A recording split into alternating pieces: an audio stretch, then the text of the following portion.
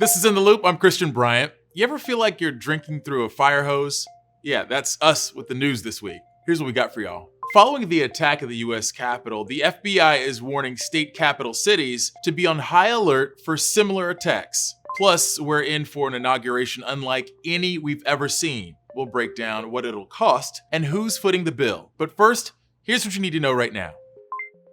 On this vote, the ayes are 232. The nays are 197.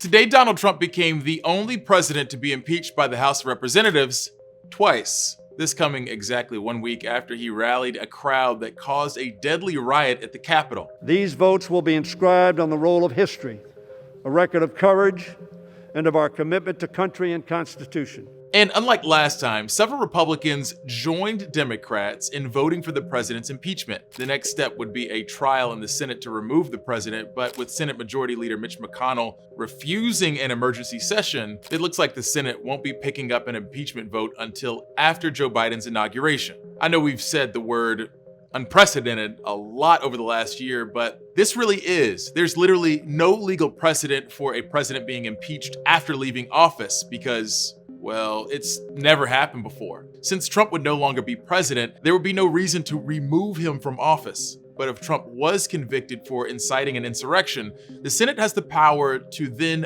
bar him from ever running for office again. McConnell has reportedly signaled he believes the president committed impeachable acts. While he has yet to come out and publicly say that, he has not spoken against the trial either, and silence can be pretty loud.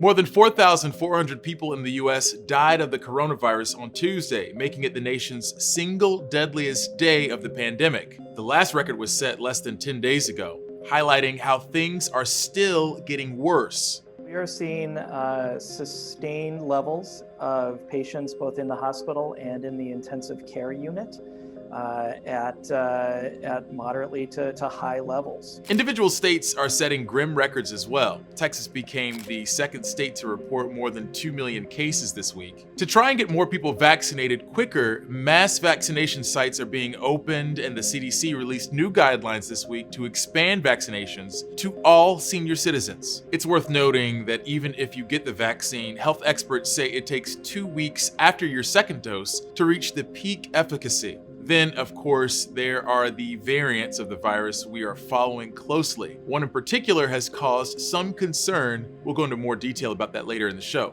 But main takeaways haven't changed. The pandemic is still a problem, masks should still be worn, and keep washing your hands.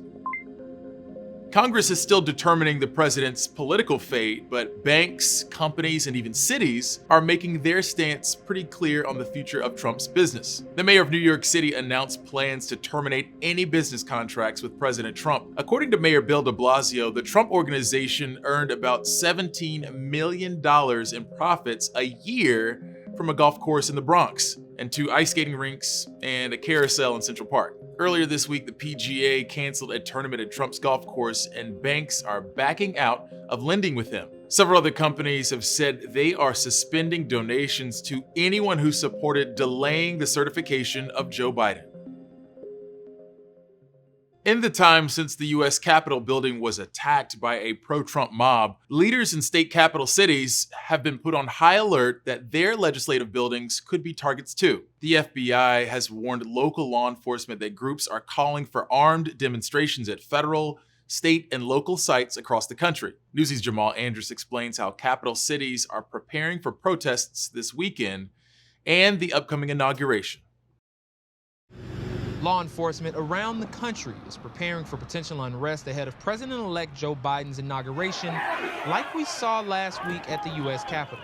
A recently released FBI bulletin warns of plans for armed protests at all 50 state capitals and in Washington in the coming days. We need all available resources here in our community to preserve the safety of our residents and visitors.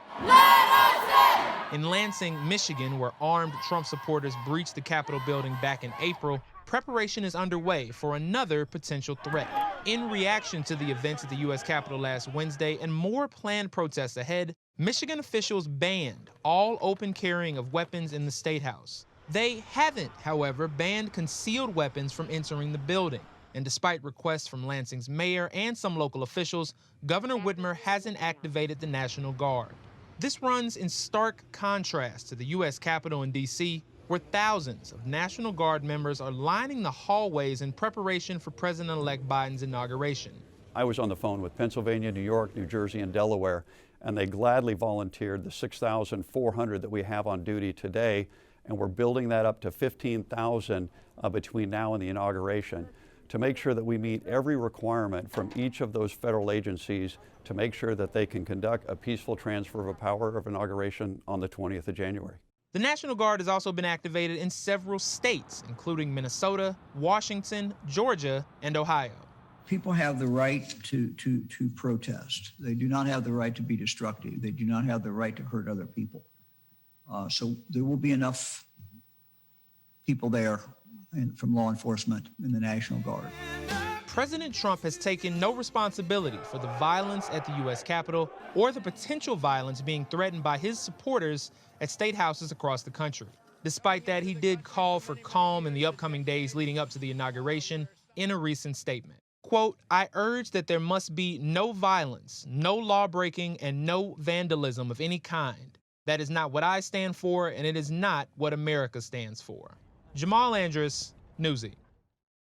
When you're back, we'll figure out just how long it takes for a single image to become the center of a slapdash conspiracy theory.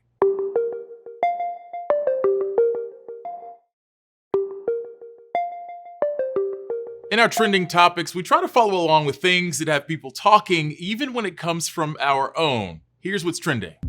Photos of National Guard troops sleeping in the halls of the U.S. Capitol went viral this morning. A truly wild scene that evoked images of soldiers quartered in the Capitol during the Civil War. Of course, it's all part of the preparation for a different kind of civil unrest following last week's storming of the Capitol by pro-Trump extremists, and in the lead up to the inauguration of Joe Biden. These viral photos, by the way, came from Newsy's own Nathaniel Reed. As the Capitol and really a lot of DC locks down, Airbnb is taking the drastic step of canceling all its reservations in Washington throughout the week of inauguration. This comes after DC's mayor asked Americans not to come for the ceremony swearing in the new president. And as we've mentioned, much of the city is closed off and under close watch from thousands of National Guard troops. Airbnb had previously said it would screen guests planning to stay in DC to ensure they weren't members of any hate groups planning armed protests in DC. The company said it'll refund guests who had reservations and reimburse its hosts for any money lost by these cancellations. On a lighter note, I always knew SpongeBob SquarePants was preparing me for something. Oh! Who lives in a pineapple under the sea? And now I think I know what it is. Sea shanties, much like the SpongeBob theme song, have taken over TikTok and social media, which is one hell of a comeback for a genre that's like 600 years old. On Tuesday, Google tweeted that sea shanties are more searched now than at any time in Google history. If you're looking for somebody to blame, you can probably start with Nathan Evans, who was vibing out by himself about a ship named Billy of the Tea or something. But he wasn't alone for long. The platform kind of lended itself to collaboration.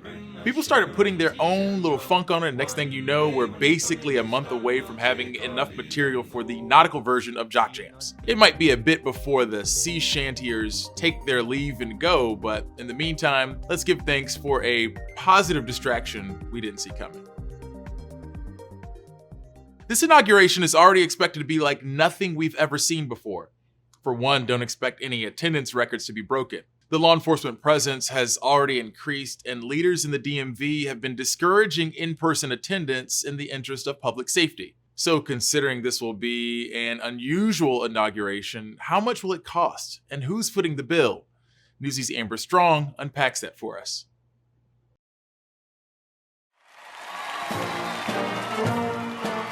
Years ago, the DC Convention Center was the inauguration hotspot. Dancing, glitz, glam. Today, it's a COVID field hospital. A sign of the times and a look at just how strange and scaled down this year's festivities will be. With no need for massive travel or lavish balls, the ever-growing inauguration price tag should go down a bit. Right? Maybe, maybe not. The Biden inaugural committee is asking donors to help meet, quote, ambitious fundraising goals. According to the donation website, the committee will accept corporate donations up to $1 million, but refuse money from lobbyists and the oil industry. I think you're going to see something that's closer to what the convention was like than the typical inauguration. This summer's Democratic National Convention cost about $57 million for a week's worth of mostly virtual festivities. On Inauguration Day, the swearing-in ceremony and much of the security is paid for by taxpayers, and the parade will be mostly virtual this year. We asked the inaugural committee why it needed hefty sums for this year's downsized festivities and for their estimated costs. They received our request for comment but didn't reply to our questions. It's a growing concern for government watchdogs who've watched inaugurations grow over the years. I, Lyndon Baines Johnson, do solemnly swear. Morphing into corporate-funded big money galas. It's basically throwing money at the feet of the president so they can endear themselves to the president. The biggest problem is where that money comes from and what they want in return.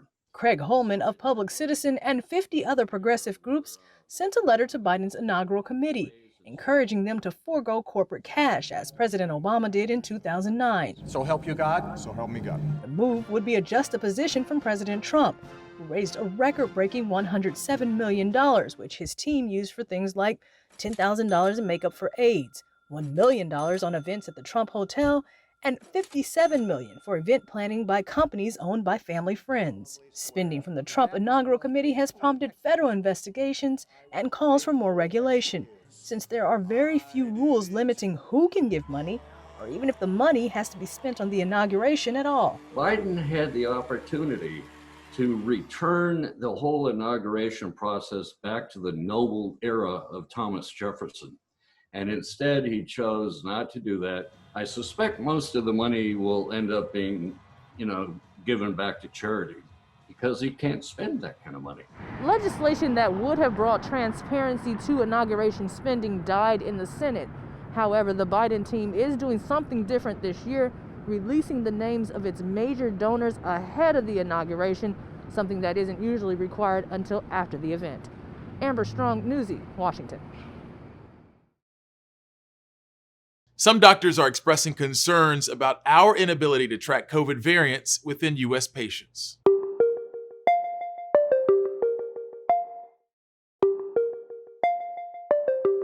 A new variant of COVID-19 has been discovered in Columbus, Ohio, but it's not the first and certainly won't be the last. We already know of more contagious variants in the UK, South Africa, and Japan.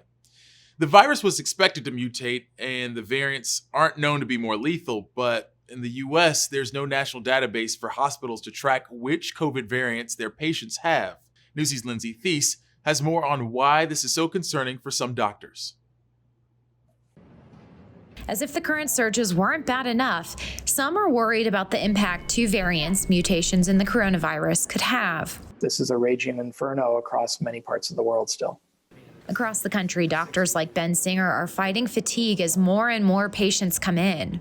First, there's the UK variant, B.1.1.7. We've heard a lot about it in the recent weeks. So far, health officials have documented more than 70 cases in 11 states. It's not more deadly, but it is more contagious. The numbers aren't impressive so far. Dr. John Hammer says the so far is the big thing here. Colorado, where he and I are at, has only recorded 3 cases of the UK variant, but he says it's still concerning because any uptick in cases is usually followed with more hospitalizations and then deaths. We might see further surges in areas where we're currently not seeing them. We could see current places that are already overwhelmed. The second variant, E484K, is also being called the South African variant.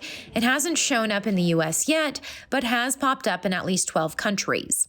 Researchers found E484K makes it harder for some antibodies to neutralize the virus, meaning there's a chance it could escape the new COVID vaccines. That's being studied right now. It's important to test new variants to see how they stand against the vaccine, how they stand against monoclonal antibodies. But when it comes to a vaccine, it's very hard for a virus to evade a vaccine. It's not something that happens overnight. It's hard to know for sure how much of these variants could be circulating. Scientists and doctors expect it to be more widespread than what's been documented so far. Are you seeing any cases of these new variants at Northwestern? We don't know because we don't have a coordinated national way to understand how widely circulating these variants are. So I can't say for sure. Biggest change, there's not much to worry about right now with these new variants because it doesn't change the care someone sick with COVID will get. For Newsy, I'm Lindsay Thies. If you haven't done so already, feel free to hit us up on Twitter using the hashtag #NewsyInTheLoop. DC street closures are outrageous ahead of the inauguration, so I'm going to need a little something to distract me from longer than normal commutes. Help a brother out.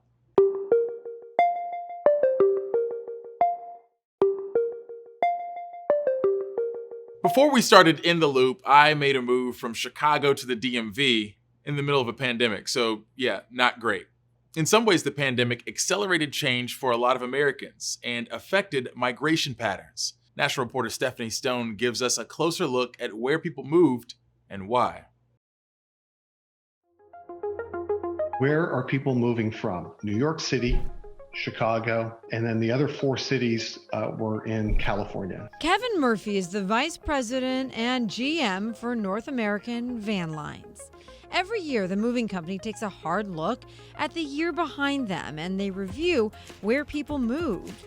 In 2020, the migration patterns are based on some 70,000 moves.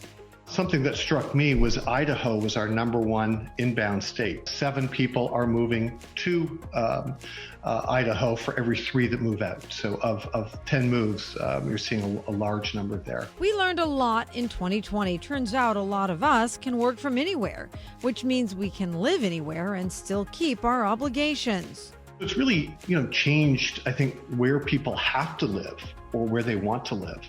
I know a number of people, some that we work with, that are changing locations and their companies don't even know. I think they're in a position where they're thinking of, I'd rather ask for forgiveness than permission. Allied Van Lines reviews migration patterns as well. In their network of more than 300 independent movers, they noticed trends that have been highlighted in years past still held true for 2020.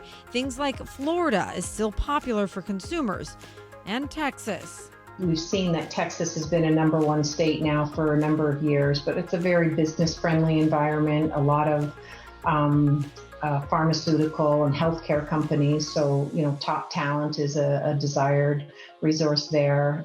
They have low state tax and no income tax. But Leslie Bertoli, vice president and GM of Allied, says California is still seeing an exodus. California is very, taxes are high. Some other states have more friendly business practices, rules, and regulations. As is Illinois. Interestingly enough, the state of Illinois was a net outbound, and that's increased over the last 3 or 4 years. So I believe it was about 68% of that Illinois volume. We had more people leaving than going into that state. Well, there was a lot of bad in 2020. It did accelerate and perhaps force people to make the change they've always wanted to make, even if it meant uprooting. I'm Stephanie Stone, reporting.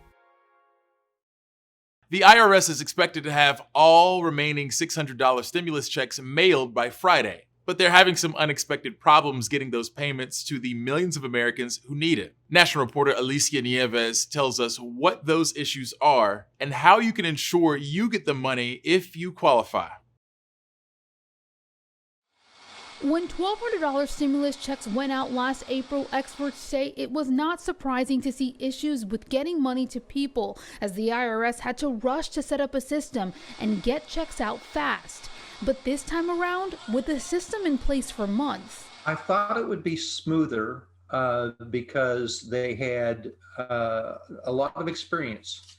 Bob Probasco, a CPA and head of a tax clinic at Texas A&M University of Law, is surprised to see an estimated 13 million checks delayed because of issues the IRS is having this round. There was one big problem that surprised me because it was a problem before, and we thought it had been fixed, but it had not. That problem is with the IRS sending money to the wrong accounts, mostly for taxpayers who had returns done by companies like H&R Block or TurboTax, since these companies usually set up temporary bank accounts to get their clients a refund faster. And stimulus checks are again going to those temporary accounts, getting sent back to the IRS, and then getting mailed as a check. I thought that they had that fixed. Turned out they didn't. A new issue this round is with stimulus checks getting mailed versus direct deposited. That's because this round is based on 2019 returns only versus 2018 or 2019 returns in the first round. So if you are a person who didn't get a refund last year, you no longer have bank information on file for 2019. It's expected the IRS is going to have all checks mailed by this Friday. But if they have not mailed you a check by that date, you're going to have to get it by requesting it on your tax return for 2020. The IRS says it will not process $600 stimulus check payments after the 15th, forcing anyone beyond that date to file for the economic impact payment. It is also not commented on what it would do if a $2,000 stimulus check is approved, something President-elect Biden hinted he was eager to see. And they're going to have to be ready to hit the ground running. During last week's appointment for his administration's economic team. The problem of a third stimulus check is something that they need to give careful thought to. Experts like Probasco recommend the next round not be rushed with a short 2-week deadline seen this time, and that the IRS or Congress issues guidance as soon as possible. I'm Alicia Nieves reporting. That's it for us, folks. As always, thanks for watching. We'll be back with more In the Loop tomorrow. Same time, same place. More top stories from Newsy are headed your way right now.